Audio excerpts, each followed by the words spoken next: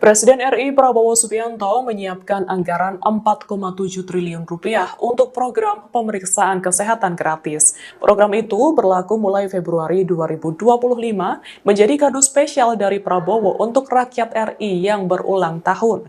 Program itu disampaikan oleh juru bicara Kantor Komunikasi Kepresidenan, Dede Prayudi, pada Jumat 3 Januari. Ia menyebut Prabowo menekankan pentingnya cek kesehatan. Hal itu untuk mengurangi kematian akibat penyakit kardiovaskuler dan penyakit tidak menular lainnya.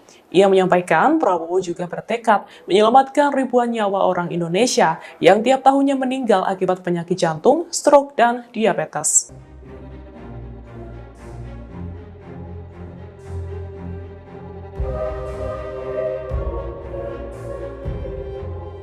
Download Tribun X sekarang, menghadirkan lokal menjadi Indonesia.